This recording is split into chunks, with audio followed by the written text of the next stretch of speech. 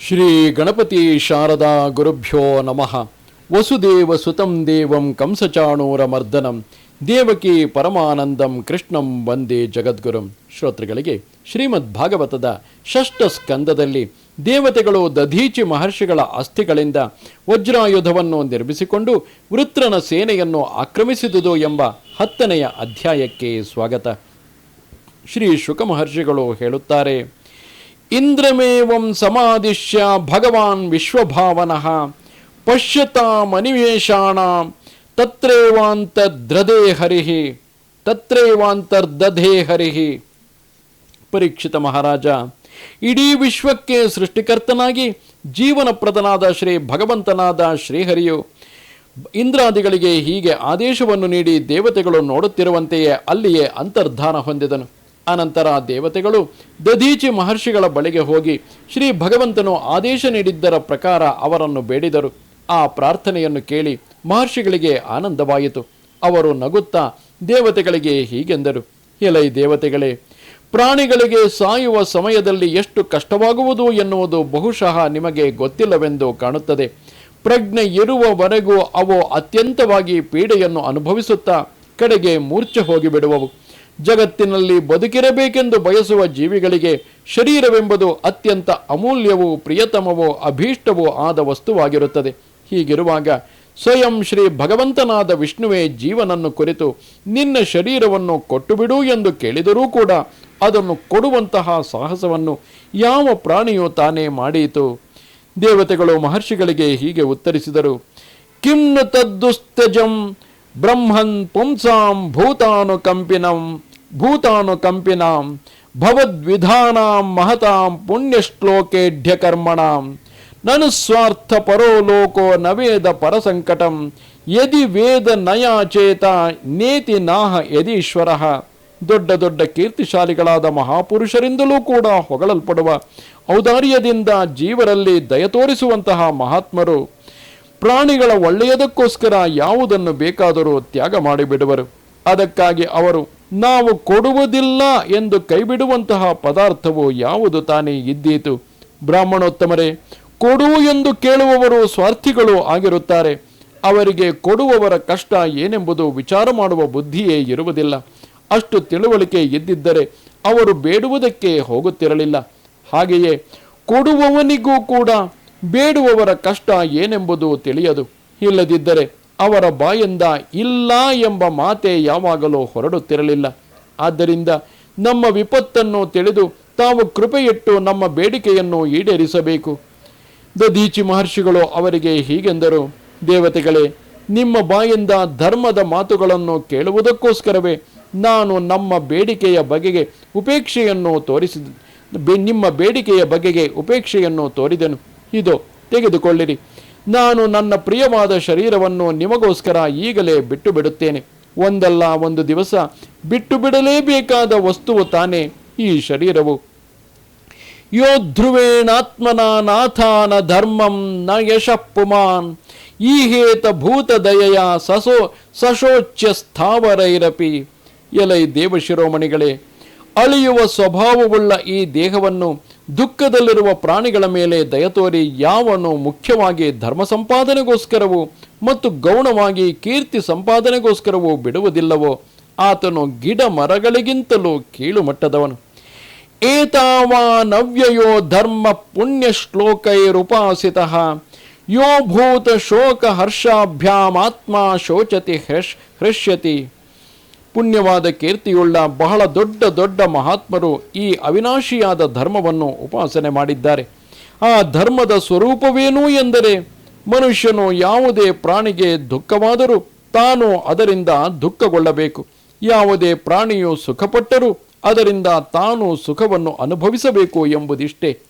ಅಹೋ ದೈನ್ಯಮಹೋ ಕಷ್ಟಂ ಪಾರಕ್ಯೈ ಕ್ಷಣಭಂಗುರೈ ಎನ್ನೋಪಕುರ್ಯಾದಸ್ವಾರ್ಥೈರ್ಮರ್ತ್ಯ ಸ್ವಜ್ಞಾತಿ ವಿಗ್ರಹೈ.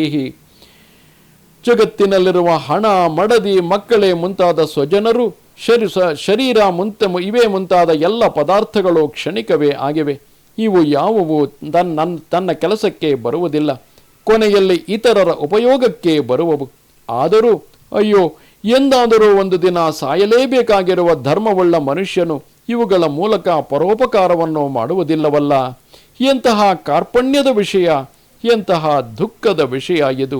ಶ್ರೀ ಶುಕ ಮಹರ್ಷಿಗಳು ಹೇಳುತ್ತಾರೆ, ಎಲೈ ಭರತ ಕುಲ ಲಲಾಮನೆ, ಅಥರ್ವ ವೇದಜ್ಞರಾದ ದಧೀಚಿ ಮಹರ್ಷಿಗಳು ಹೀಗೆ ನಿಶ್ಚಯ ಮಾಡಿ ತಮ್ಮನ್ನು ಪರಬ್ರಹ್ಮ ಪರಮಾತ್ಮನಲ್ಲಿ ಲಯಗೊಳಿಸಿದವರಾಗಿ ತಮ್ಮ ಸ್ಥೂಲ ದೇಹವನ್ನು ತೊರೆದು ಬಿಟ್ಟರು. ಆಗ ಅವರ ಇಂದ್ರಿಯ, ಪ್ರಾಣ, ಮನಸ್ಸು ಮತ್ತು ಬುದ್ಧಿ ಎಲ್ಲವೂ ಸಂಯಮದಲ್ಲಿದ್ದವು. ದೃಷ್ಟಿಯು ಪರಮಾತ್ಮ ತತ್ವಮಯವಾಗಿ ಬಿಟ್ಟಿದ್ದಿತು. ಸಾಂಸಾರಿಕವಾದ ಎಲ್ಲ ಕಟ್ಟುಗಳನ್ನು ಅವರು ಕತ್ತರಿಸಿ ಹಾಕಿಬಿಟ್ಟಿದ್ದರು.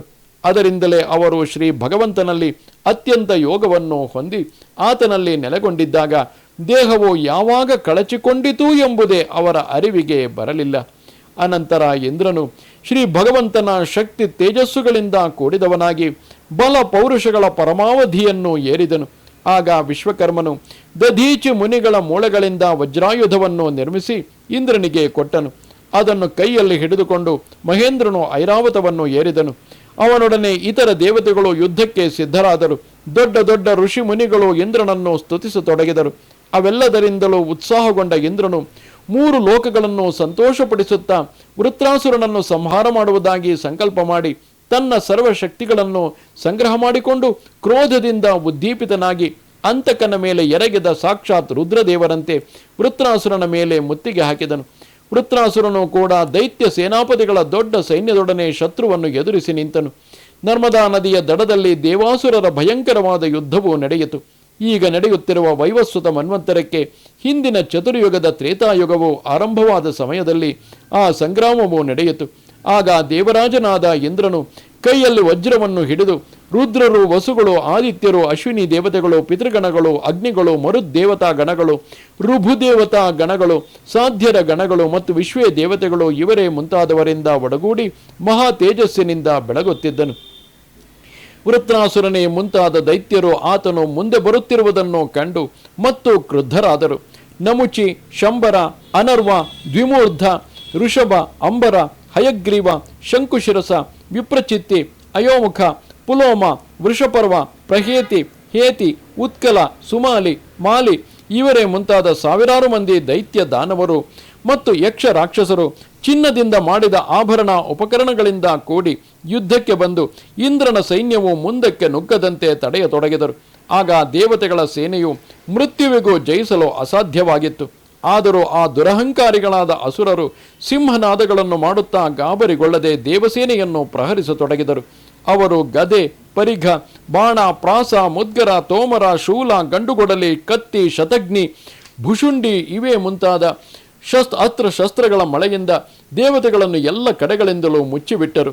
ಮೋಡಗಳು ಮುಚ್ಚಿರುವಾಗ ಆಕಾಶದ ನಕ್ಷತ್ರಗಳು ಕಾಣದೇ ಹೋಗುವ ರೀತಿಯಲ್ಲಿ 4 ಕಡೆಗಳಿಂದಲೂ ಒಂದರ ಮೇಲೊಂದರಂತೆ ಪ್ರಯೋಗಿಸಲ್ಪಡುತ್ತಿದ್ದ ಬಾಣಗಳ ಸುರಿಮಳೆಯಿಂದ ಮುಚ್ಚಿ ಹೋದ ದೇವತೆಗಳು ಕಾಣಿಸದೇ ಹೋದರು. ಆದರೆ ಆ ಶಸ್ತ್ರಾಸ್ತ್ರಗಳ ಮಳೆಯು ದೇವತೆಗಳನ್ನು ಮುಟ್ಟಲು ಸಾಧ್ಯವೇ ಆಗಲಿಲ್ಲ. ಏಕೆಂದರೆ ಅವರು ತಮ್ಮ ಕೈಚಳಕದಿಂದ ಅವುಗಳನ್ನು ಆಕಾಶದಲ್ಲಿಯೇ ಸಾವಿರಾರು ತುಂಡುಗಳಾಗುವಂತೆ ಕತ್ತರಿಸಿಬಿಟ್ಟರು. ತಮ್ಮ ಅಸ್ತ್ರ ಶಸ್ತ್ರಗಳೆಲ್ಲವೂ ಮುಗಿದು ಹೋಗಲು ಅಸುರರು ದೇವತೆಗಳ ಸೇನೆಯ ಮೇಲೆ ಪರ್ವತಗಳ ಶಿಖರಗಳನ್ನು, ವೃಕ್ಷಗಳನ್ನು, ಶಿಲೆಗಳನ್ನು ಸುರಿಸತೊಡಗಿದರು. ಆದರೆ ದೇವತೆಗಳು ಅವುಗಳನ್ನು ಹಿಂದಿನಂತೆಯೇ ತುಂಡರಿಸಿ ಹಾಕಿದರು. ಹೀಗೆ ತಾವು ಸುರಿಸಿದ ಲೆಕ್ಕಿಸಲಾಗದಷ್ಟು ಶಸ್ತ್ರಾಸ್ತ್ರಗಳೆಲ್ಲವೂ ದೇವತೆಗಳಿಗೆ ಏನು ತೊಂದರೆಯನ್ನು ಮಾಡಲಾಗದೇ ಇರುವುದನ್ನು, ಮರಗಳು, ಬಂಡೆಗಳು ಮತ್ತು ಪರ್ವತಗಳ ಶಿಖರಗಳಿಂದ ದೇವತೆಗಳ ಶರೀರದಲ್ಲಿ ಸ್ವಲ್ಪವೂ ಗಾಯದ ಗೆರೆಯೂ ಕೂಡ ಆಗದೆ ಅವರೆಲ್ಲರೂ ಕುಶಲರಾಗಿಯೇ ಇರುವುದನ್ನು ಕಂಡು ಅಸುರರಿಗೆ ತುಂಬ ಹೆದರಿಕೆಯಾಯಿತು. ಕ್ಷುದ್ರ ಮನುಷ್ಯರು ಪ್ರಯೋಗಿಸುವ ಕಠೋರವೋ ಅಮಂಗಲಕರವೋ ಆದ ಕೆಟ್ಟ ಮಾತುಗಳು ಶ್ರೀಕೃಷ್ಣ ಪರಮಾತ್ಮನಿಂದ ಸಂರಕ್ಷಿತರಾಗಿರುವ ಭಕ್ತರ ಮೇಲೆ ಎಳ್ಳಷ್ಟು ಪ್ರಭಾವ ಬೀರುವುದಿಲ್ಲ ಅಲ್ಲವೇ? ಹಾಗೆಯೇ ದೈತ್ಯರು ದೇವತೆಗಳನ್ನು ಪರಾಜಯಗೊಳಿಸಲು ಮಾಡಿದ ಪ್ರಯತ್ನಗಳೆಲ್ಲವೂ ಯಾವ ಪರಿಣಾಮವನ್ನು ಬೀರದೆ ವ್ಯರ್ಥವಾದವು. ತಮ್ಮ ಪ್ರಯತ್ನಗಳು ನಿಷ್ಫಲವಾದುದನ್ನು ಕಂಡು ಶ್ರೀ ಭಗವಂತನಿಗೆ ವಿಮುಖರಾದ ಆ ದೈತ್ಯರು ಉತ್ಸಾಹಗೊಂದಿದರು. ಅವರ ಪರಾಕ್ರಮದ ಗರ್ವವು ನುಚ್ಚು ನೂರಾಗಿತು. ತಮ್ಮ ಅಧಿಪತಿಯಾದ ವೃತ್ರಾಸುರನನ್ನು ರಣರಂಗದಲ್ಲಿಯೇ ಬಿಟ್ಟು ಎಲ್ಲರೂ ಓಡಿ ಹೋಗತೊಡಗಿದರು. ಏಕೆಂದರೆ ದೇವತೆಗಳು ಅವರ ಬಲ ಪೌರುಷಗಳೆಲ್ಲವನ್ನೂ ಸೆಳೆದುಕೊಂಡು ಬಿಟ್ಟಿದ್ದರು. ತನ್ನ ಅನುಯಾಯಿಗಳಾದ ದೈತ್ಯ ವೀರರು ಓಡಿ ಹೋಗುತ್ತಿರುವುದನ್ನು ಮತ್ತು ತನ್ನ ಸೇನೆಯು ಚೆಲ್ಲಾಪಿಲ್ಲಿಯಾಗುತ್ತಿರುವುದನ್ನು ಕಂಡು ಧೀರ ವೀರನಾದ ವೃತ್ರಾಸುರನಿಗೆ ನಗುವು ಬಂದಿತು. ಆ ವೀರ ಶಿರೋಮಣಿಯು ದೈತ್ಯ ವೀರರನ್ನು ಸಮಯಕ್ಕೆ ತಕ್ಕ ವೀರೋಚಿತವಾದ ವಾಣಿಯಿಂದ ಹುರಿದುಂಬಿಸುತ್ತಾ ಅವರಿಗೆ ಹೀಗೆಂದನು. ಎಲೈ ವಿಪ್ರಚಿತ್ತಿಯೇ, ನಮುಚಿಯೇ, ಪುಲೋಮನೆ, ಮಯನೆ, ಅನರ್ವನೆ, ಶಂಬರನೆ, ನನ್ನ ಮಾತನ್ನು ಕೇಳಿರಿ. ಜಾಸಸ್ಯ ಮೃತ್ಯು ಧ್ರುವ ಏಷ ಸರ್ವತಃ ಪ್ರತಿಕ್ರಿಯಾ ಯಸ್ಯ ನಚೇಹ ಕ್ಲಪ್ತ ಲೋಕೋ ಯಶಶ್ಚಾಥ ತಥೋ ಯದಿ ಯಮಂ ಕೋ ನಾಮ ಮೃತ್ಯುಂ ನವೃಣೀತ ಯುಕ್ತಂ. ಹುಟ್ಟಿದವರೆಲ್ಲರೂ ಒಂದಲ್ಲ ಒಂದು ದಿವಸ ಸಾಯಲೇಬೇಕು. ಈ ಜಗತ್ತಿನಲ್ಲಿ ಮೃತ್ಯುವಿನ ದೆಸೆಯಿಂದ ತಪ್ಪಿಸಿಕೊಂಡು ಹೋಗಲು ಯಾವ ಉಪಾಯವನ್ನು ಸೃಷ್ಟಿಸಿಲ್ಲ. ಹೀಗಿರುವಾಗ ಯುದ್ಧದಲ್ಲಿ ಕಾದಾಡುತ್ತಾ ಮಡಿಯುವುದರಿಂದ ಸ್ವರ್ಗವೇ ಮುಂತಾದ ಲೋಕಗಳು ಮತ್ತು ಕೀರ್ತಿಯು ದೊರೆಯುವ ಪಕ್ಷದಲ್ಲಿ ಅಂತಹ ಮೃತ್ಯುವನ್ನು ಯಾವ ಬುದ್ಧಿವಂತನು ತಾನೇ ಸ್ವಾಗತಿಸುವುದಿಲ್ಲ. ದ್ವೌ ಸಮ್ಮತಾವಿಹ ಮೃತ್ಯು ದುರಾಶೌ ಯದ್ಬ್ರಹ್ಮ ಸಂಧಾರಣಯ ಜಿತಾಸು ಕಲೇವರಂ ಯೋಗ ರಥೋ ವಿಜಹ್ಯಾದ್ಯದಗ್ರಣೀರ್ ವೀರ ಶಯೇ ನಿವೃತ್ತಃ. ಲೋಕದಲ್ಲಿ 2 ರೀತಿಗಳಲ್ಲಿ ಮೃತ್ಯುವನ್ನು ಪಡೆಯುವುದು ತುಂಬ ಶ್ರೇಷ್ಠ ಮತ್ತು ಅವು ಒದಗಿ ಬರುವುದು ತುಂಬ ಕಷ್ಟ ಎಂದು ಜ್ಞಾನಿಗಳು ಹೇಳುತ್ತಾರೆ. ಈ ರೀತಿಗಳು ಯಾವುವೆಂದರೆ, 1 ಪ್ರಾಣಗಳನ್ನು ಸಂಯಮ ಮಾಡಿ ಪರಮಾತ್ಮನನ್ನೇ ಚಿಂತಿಸುತ್ತಾ ದೇಹವನ್ನು ತೊರೆಯುವುದು, ಮತ್ತೊಂದು ಯುದ್ಧಭೂಮಿಯಲ್ಲಿ ಬೆನ್ನು ತೋರಿಸದೆ ಮುಂದೆ ನಿಂತು ಹೋರಾಡುತ್ತಾ ಮಡಿಯುವುದು. ಇಂತಹ ಒಳ್ಳೆಯ ಅವಕಾಶವನ್ನು ನೀವು ಏಕೆ ಕಳೆದುಕೊಳ್ಳುತ್ತೀರಿ ಎಂದು ವೃತ್ರಾಸುರನು ಇತರ ಅಸುರರಿಗೆ ಹೇಳುವಲ್ಲಿಗೆ ಮಹಾಪುರಾಣವು ಪಾರಮಹಂಸ ಸಂಹಿತೆಯೂ ಆಗಿರುವ ಶ್ರೀಮದ್ ಭಾಗವತದಲ್ಲಿ 6ಠ ಸ್ಕಂದದ 10ನೆಯ ಅಧ್ಯಾಯವು ಮುಗಿಯಿತು. ನಮಸ್ತೆ ಶಾರದೆ ದೇವಿ ಕಾಶ್ಮೀರ ಪುರವಾಸಿನಿ ತ್ವಾಮಹಂ ಪ್ರಾರ್ಥಯೇ ನಿತ್ಯಂ ವಿದ್ಯಾದಾನಂಚ ದೇಹಿಮೆ. ನಮಸ್ಕಾರ.